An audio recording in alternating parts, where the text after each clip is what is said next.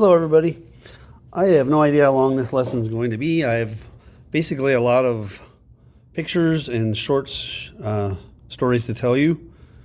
So this is the lesson for March 9th. And this is about frost action. Actually, just frost heaving. You ever had the dry heaves? Where you're throwing up and then you don't have anything else to throw up and your stomach is still having spasms and it's the worst. Okay? And there's nothing else coming out. Okay? Heaving means to throw. Okay? Or to push out. Okay? So this is about frost heaving.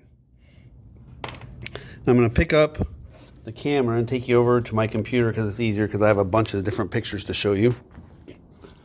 Okay? Like this one. Notice the people who did this fence didn't know what they were doing or were lazy. Okay? Look at what's wrong with this fence. They didn't build it this way. Okay? But Mother Nature said, nah, you're not going to get away with that around here. The ground freezes. It actually pushed this corner post up out of the ground more than a foot. Okay? It took a long time, but Mother Nature's patient. All along here, these have pushed up out of the ground. This one pushed up the most. That one pushed up less. Okay? Look at the shape of it. Remember that shape. We're going to draw that a little bit. That's the worst possible shape you could pour cement. That gave the frost the maximum amount of leverage to push. Okay? So somebody was in a hurry, didn't know about frost action, dug a little bit of a hole, poured in cement, and they were done. No, that's probably good. Well, it was good for a year or two, but yeah. This is at the old Shopko store. This is where they would have their outdoor, the plants and potting soil and that kind of stuff. Okay, that's one picture. Here's a problem.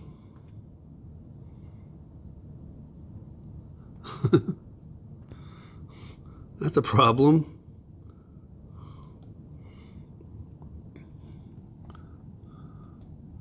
All right, I just typed in frost heaving and it's got some diagrams. I got a frost heave in my driveway where there's a patch of underneath, several feet underneath the ground when they put in the driveway, that it holds more water than the surrounding soil, and it makes one of these, an ice lens. And since there's more water there and it freezes more, it pushes up, and so I have a great big mushy spot in my driveway every spring for about a month. Here's what it can do to some pavement. There's frost heaves in a road. Not good. Here's what it'll do to a deck if somebody was either doing it on the cheap or didn't know about frost heaves. They didn't go below the frost line, and then the frost pushes it up, and then your deck goes up. Goes for a ride. Okay, different frost heave. Somebody took a picture of this one. That trailer's wheel's actually off the ground as it's gone over a frost heave in the road. Okay, here's a solar collector post that's being ruined. It's being pushed up out of the ground. Here's a great big solar panel farm that's being screwed up by frost. Let's see what else. Here's a good one. See this? This is the ground. Those are little icicles, ice needles coming out of the ground. But look what's going to come out of the ground here. The frost is pushing another rock up. So now, you're Minnesota kids mostly watching this video. I'm now going to give you a little bit of a tip. First of all, I'm here. There's a foundation being pushed up out of the ground. All right, here's your survival tip. Okay, you're a teenager, you're young and strong, and you maybe don't know enough, and somebody says, hey, how'd you like to make some money? You're like, what? They say, oh, we just need to hire a few people to pick up stones in our field. You say, well, what do I have to do? Oh, you get to drive around in a four-wheeler. It's lots of fun. And when you ever see a rock, you pick it up. Just so you know, It's a lot of work, okay? I'm going to click on this one. I typed in field stones, okay? Every single field you would go to in this part of Minnesota, if you went to the corner of the field, you're going to find a pile of rocks, okay? Or like that. Or think about all the rocks by the pool door at the high school. Guess where they all came from? From people's fields, okay? Here's what happens. Every winter the ground freezes and the water in the soil expands. And the rocks that were left there by the glacier, I call it glacier poop. Notice how they're all rounded off, okay? All those rocks that are buried in the soil get pushed on. And because it's easier to push up, because there's less stuff on top, these rocks throughout the years get pushed up. Every year, pushed up, pushed up, pushed up. Sorry, there may be several feet underground. I'm gonna hit pause and answer my phone. All right, I'm back. So I think I was telling you the story about picking up field rocks. So farmers usually pay decent money to do it. You get to drive around in a four-wheeler or a gator, and you pick up these rocks, and it's fun for a little while. But dude, there's thousands of rocks. It's like, didn't you guys just do this like a year or two ago? Yeah, this is how many we get every year. There's an unending supply from the glaciers that chewed on mountains up in Canada and dropped the poop in our fields. And the reason the farmers have to do this is if they feed these rocks to the combines, it'll be incredibly expensive to repair. It's easier to pay a couple of teenagers a little bit of money to pick these babies up. And the other reason that they're always hiring is usually they don't get the same person to say yes 2 times in a row. It's a lot of work, okay? A couple of smashed fingers and a sunburn, okay? There's a ton of rocks. So when when Albert Lee was building his high school, the landscaping class, when they were looking for rocks over by the pool door, trust me, the farmer's like, here, take some rocks. Here, have some more. No, we got plenty. No, take some more. There's an unending supply of these rocks. Okay? All right, next. I have something gross for you to think about. Why do we bury people 6 feet under? Think about it. Why 6 feet? So they don't come back up. That's why. Imagine if we just put the graves a few feet underground, just a few feet, less than 6 feet. And then the frost pushed the caskets back out of the ground. That would not be good, okay? So, for the tiny bit of notes, tell yourself frost line.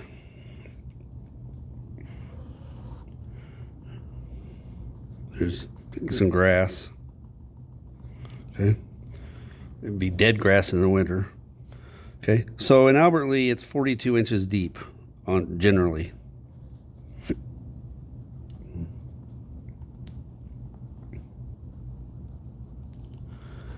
This is unfrozen soil.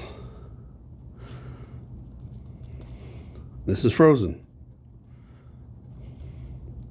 Okay, and this part will expand. The frozen part will expand. It's easier to push up than push down, because here it's pushing on the whole planet Earth. Here it's pushing up against air.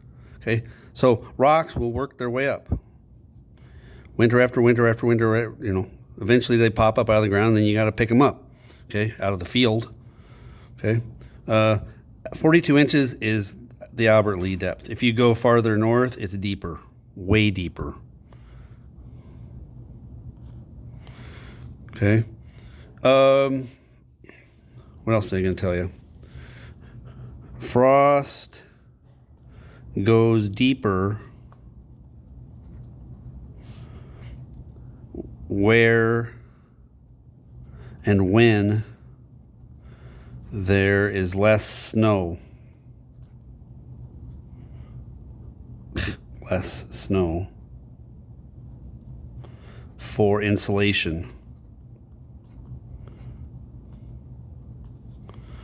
Okay, so we keep the roads clean and the sidewalks clean in the winter for safety, and that means the frost can go deeper. The county engineer said frost can get down to like 7 feet deep underneath the roads. That's why water mains will break. Okay. My neighbor's driveway right next to my backyard is about a foot higher right now than it is in the summertime, because they obviously keep their driveway clean so they can drive on it. And there's frost farther that's gone down underneath it and pushed their driveway up. So their driveway goes up and down about a foot from summer to winter. It drops in the summer, okay, when the frost is gone. Okay. Imagine if your house did this. That'd be a really, really bad thing. Your pipes would break all the time. Okay. Your water and your sewer, you don't want those things breaking underneath your house. Okay. So that's why you build stuff so that it's down, the foundation is below the frost line. Right here's the frost line. I think the last thing, what am I looking at here? What time is it? I'm at 11 minutes, so this won't be a very long lesson at all. Okay. What was it? So this will be our last drawing, and we'll be definitely done early.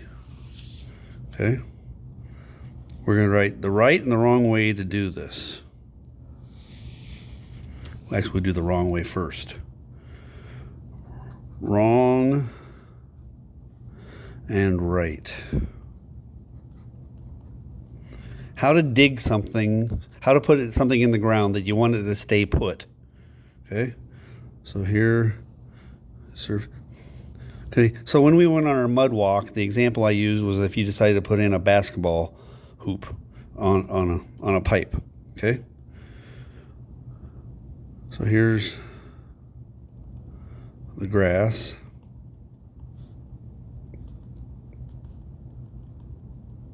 Highly technical drawing of science.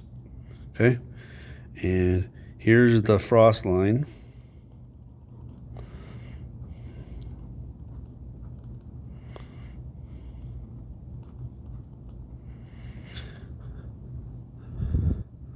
The easy dumb way that isn't going to last very long is you dig a hole a little bit bigger than your pipe.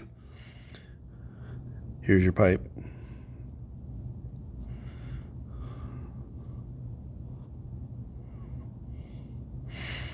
And you pour some concrete in around it.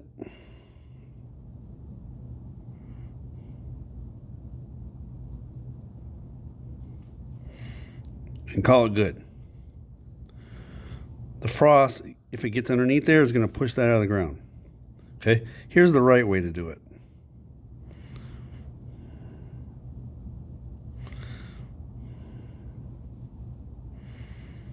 Same pipe.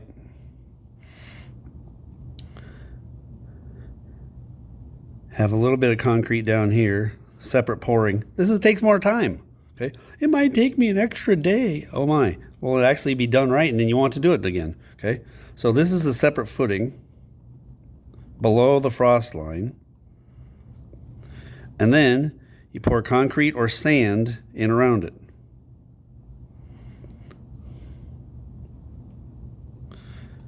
Here you go, Nate. Nate likes dots.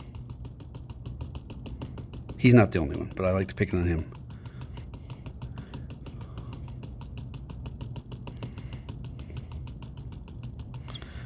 Tell yourself sand or concrete filled in later.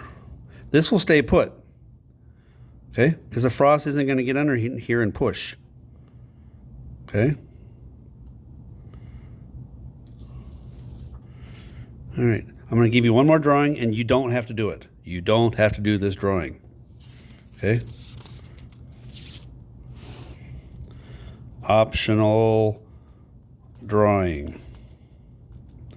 Remember the picture I showed you of the Shopco fence that had been pushed out of the ground and why I said it was the worst way you could do it? Watch this. They put the pipe in the ground.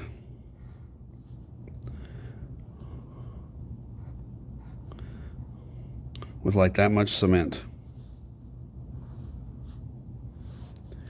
The frost had all kinds of surface to push on. Pop that baby right out. Okay? There's no way that was going to stay put.